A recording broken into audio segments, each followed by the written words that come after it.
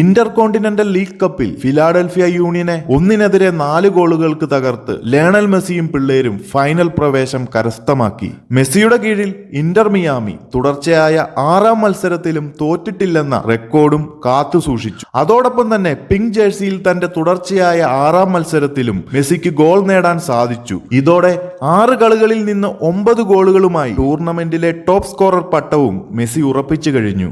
തുടർച്ചയായ 7 കളികളിൽ പരാജയമെന്തെന്നറിയാത്ത വീറുമായി വന്ന ഫിലാഡൽഫിയയുടെ അഹങ്കാരം തച്ചുടച്ചാണ് മെസ്സിയും സംഘവും ഫൈനലിന് ടിക്കറ്റ് എടുത്തത്.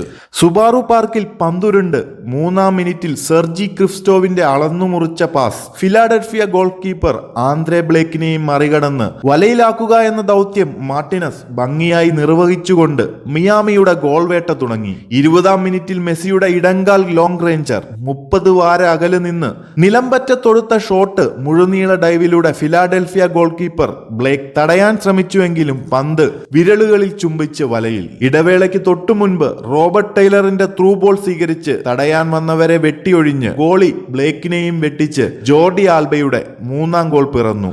ആദ്യ പകുതി 3 ഗോളിന്റെ ആധിപത്യം ഉറപ്പിച്ച് മിയാമി മുന്നേറി. 2ാം പകുതിയുടെ 73ാം മിനിറ്റിൽ കോർണർ കിക്കിൽ നിന്നും ബോക്സിലേക്ക് എത്തിയ പന്ത് ക്ലോസ് റേഞ്ചിലൂടെ മിയാമി ഗോൾ കീപ്പർ ഡ്രേക്ക് കലണ്ടറെ മറികടന്ന് അലക്സാൻഡ്രോ ബെഡോയ ഫിലാഡൽഫിയയുടെ പരാജയഭാരം കുറച്ചു 1 ഗോൾ മറിച്ചു നൽകി. 84ാം മിനിറ്റിൽ മിയാമിക്ക് വേണ്ടി പകരക്കാരനായി എത്തിയ ഡേവിഡ് റൂയി ഡീൻഡ്രെ മെഡ്ലിന്റെ പാസിലൂടെ നേടിയ ഗോളിൽ 1-4 ഗോളുകൾക്ക് ഫിലാഡൽഫിയയെ തകർത്ത് രാജകീയമായി ഫൈനലിലേക്ക് കടന്നു. വരുന്ന 20ാം തീയതി നാഷ്വില്ല സോക്കർ ക്ലബ്ബുമായാണ് ഇന്റർ മിയാമിയുടെ കലാശ പോരാട്ടം. ലീഗ് കപ്പിൽ ഫൈനലിൽ എത്തിയതോടെ അടുത്ത വർഷം നടക്കുന്ന കോൺകാഫ് ചാമ്പ്യൻസ് കപ്പിലും ഇന്റർ മിയാമി ആദ്യമായി യോഗ്യത നേടി. കൂടുതൽ കാൽപന്ത് കളിയുടെ അപ്ഡേറ്റുകൾക്കായി ചാനൽ എല്ലാവരും ഒന്ന് സബ്സ്ക്രൈബ് ചെയ്യുക. കൂടാതെ ലൈക്ക് ചെയ്യാനും അഭിപ്രായങ്ങൾ കമന്റായി രേഖപ്പെടുത്താനും മറക്കാതെയിരിക്കുക.